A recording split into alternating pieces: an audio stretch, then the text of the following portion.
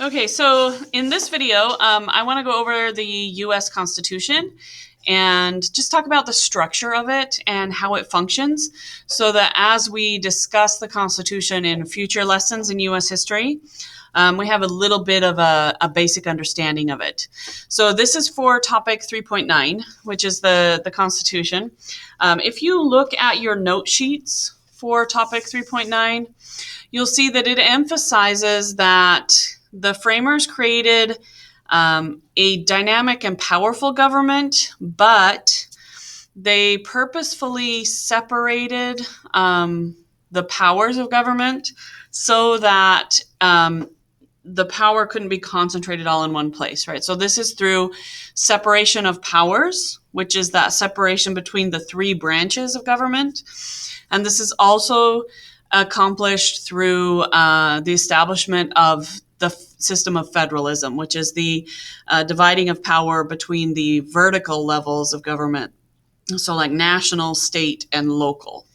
So if we're looking at the US Constitution, first off, some things that we need to know about it is the supreme law of the land, right? There is no higher type of law in the United States than one that is in the Constitution.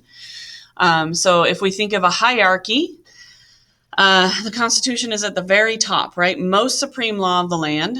And when we look at how it is organized, it represents our belief as a nation in the following things.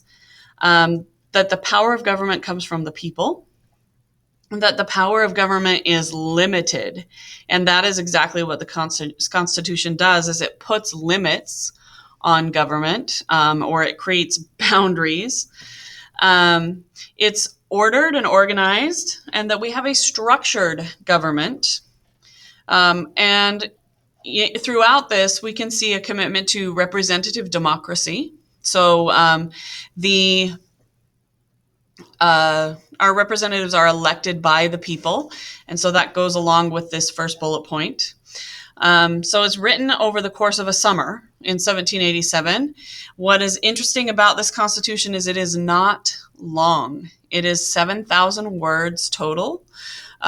So it's not a long and lengthy document, and it is the longest lasting written constitution in history, right? So it became, at its time especially, it was a symbol of democracy in the world. It became a kind of a symbol that governments can be limited, that power does come from the people.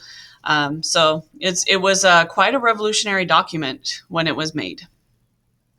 Okay, so when we look at the parts of it, we have the preamble, which some of you might have memorized in elementary school, but we recognize the words. It starts out, "We, the people of the United States, in order to form a more perfect union and to establish justice," right? And it goes through these bullet points: to ensure domestic tranquility, provide for a common defense, promote the general welfare, and secure the blessings of liberty to ourselves and our posterity, do ordain and establish this Constitution for the United States.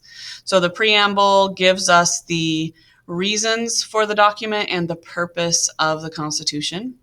And then when we go through the Constitution, there are 7 total articles. Okay, and so you could, if you wanted a synonym for the word article, you could say sections. So there's 7 large main sections of the Constitution. They are called articles. So the first one establishes the legislative branch, which makes the law.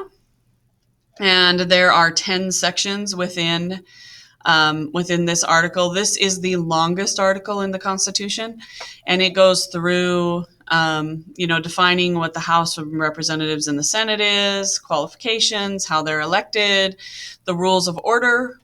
So how will they operate? How does a bill become a law?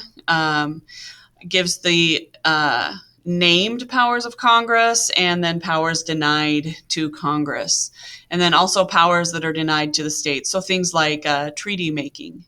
The only body that can make a formal treaty with another nation is the national government, for example. It doesn't work well if you have your states making different treaties that are in conflict with one another, for example. We're not really going to get too far into these powers of Congress. If you want to look at them more closely, you can definitely pause the video and look through the screen. But there are some things that are going to come up for us as we study. Things like taxation. This is always a loaded topic. Some people are happy to pay a tax, others are opposed to a tax. Generally, it hinges on what type of tax.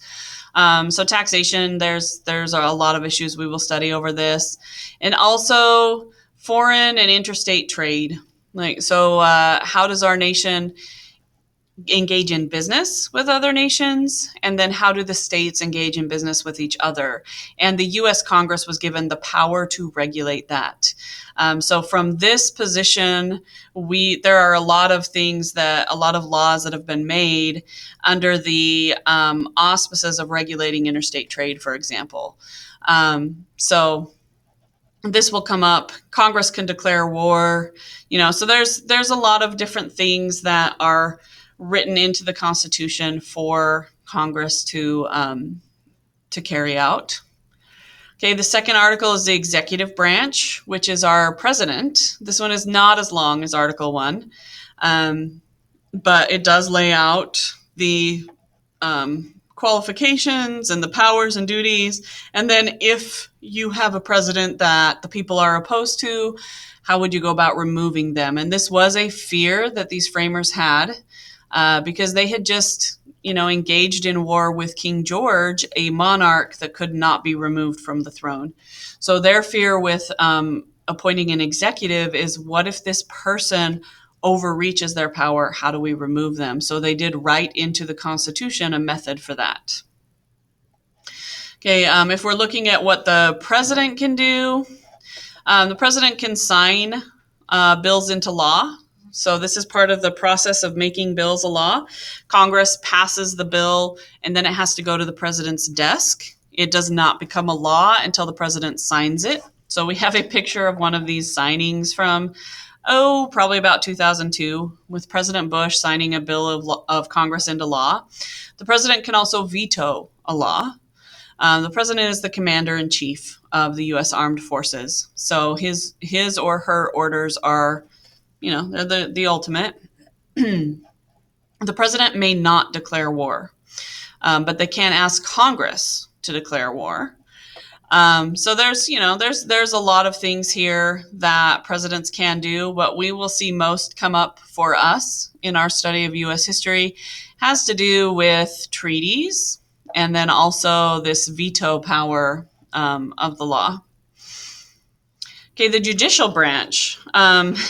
That's Article 3. The judicial branch was not as well defined in the Constitution. So a lot of what we know of our courts and how our courts function were established by the first president, George Washington. But it does tell us what the qualifications of a judge are, how they're appointed, and then we have the jurisdiction of the courts, and this is where it establishes the Supreme Court. And then the Constitution says, and lower courts. So it didn't establish what organization those lower courts would take. And then it explains what treason would be in against our government. Okay, so what we have in the U.S. is we have a United States Supreme Court that was established by the Constitution, and then all the Constitution said was lower courts. And so these lower courts down here have been created by, they were organized and created by President Washington and approved by Congress. And then judges are appointed to these federal courts by the same method that judges are appointed to the Supreme Court. So the president nominates judges, the Senate holds hearing on judges, and then they vote either to seat that judge or to decline to seat that judge. And that is how somebody enters into a federal judgeship. Judges are appointed for life. So the intention was that this branch, the judicial branch, would be insulated from politics, because once judges are appointed, they're appointed for life. So they do not have to worry about if their decisions are politically popular or not, right? They're not elected. And that's for federal judges. At the state level, we have a lot of judges that are elected. Okay, Article 4 has to do with the states. And so it gives us our systems for what the states have the power to do, right? And the rights and liabilities of citizens. So citizens really did not have protection of rights in the Constitution. They got that protection of their rights from their state governments. So it talks about that here in Article 4. There's a system for admitting new states, and then guarantees from the federal government to states. So things like protection of the states. The national military, for example, protects the states. So this one does not come up too much at all in our study of U.S. history, other than in a general way. There is a lot of discussion throughout U.S. history of the balance of federal power versus state power. So in a specific sense, we won't delve into Article 4, but in a general sense, we will. Okay, the last three articles of the Constitution. Article 5 lays out the system for amending the Constitution or adding something to the Constitution. Over the course of our history, we have had 27 total amendments to the Constitution. We know that the first 10 were added by the first Congress. So this is not something that happens regularly. So we will discuss in some way or another every one of these amendments as we go through U.S. history. So that's Article 5. And then Article 6 just establishes that the Constitution of the United States is the supreme law of the land, right? And so this is called the Supremacy Clause. Again, won't come up a lot in U.S. history, but you will talk about this a lot when you get into your government class next year. And then Article 7 was the system by which the Constitution will be ratified. So this is where we got that 9 out of the 13 original states needed to ratify the Constitution. But we know from the story, we ended up getting 100% ratification of the U.S. Constitution. So those are our 7 articles of the Constitution. When we look at amendments, we kind of already went through the Bill of Rights. But then we had some early changes to the Constitution, 11th and 12th. Immunity, the states can't be sued from certain types of lawsuits. We won't really get into that one too much. This one is big, the 12th Amendment. And then you see there wasn't another amendment until 1865 at the end of the Civil War when slavery was abolished. And then we have 2 other Civil War amendments here. These all deal with slavery and citizenship of African Americans. And then we have a grouping, the 16th, 17th, 18th, and then 19th on the next screen. Those are all amendments that were added to the Constitution during the Progressive Era. These have to do mainly with reforms of the government to try to make it more responsive to the people. So we can see popular elections of U.S. senators instead of having the state legislature elect senators. This one's real popular, the 16th. Congress now can tax incomes. That was added in 1913. Prohibition of alcohol, which will be repealed. And then the 19th Amendment was women's suffrage. So women get the right to vote in 1920. And then through the 1900s, the amendments that we see added, they kind of come in a little bit piecemeal. So we have, you can see the repeal of prohibition in 1933 with the 21st. We had a change of date for the start of presidential terms. We'll talk about that when we get to the Great Depression. But see, most of these are just, they come in like kind of spurts here. And the most recent one was in 1992, which was congressional pay. You can see that it was proposed 202 years earlier. So it was one of the original amendments proposed with the Bill of Rights. What it basically says is that Congress cannot vote itself a pay raise unless that pay raise takes effect after the next election. So it's to stop them from giving themselves immediate pay raises. And so it passed in 1992. Um, so these are our amendments. Ones that you really will have to remember will be the 19th, women's suffrage, on this screen, the 19th. And then this one, the 26th, the voting age was lowered to the age of 18. This was during the Vietnam War when the draft age was 18. So young men were being drafted and having to serve in wartime in combat positions, yet they were not able to vote because the voting age was 21. So that one is a big change. And then the other one that we will talk a lot about is the 14th, but we'll get to that. So this is how the Constitution is structured. And so as we move forward, the next videos are going to be dealing with the presidencies of George Washington and John Adams. And those are significant because these are the first decade of the country operating under this Constitution.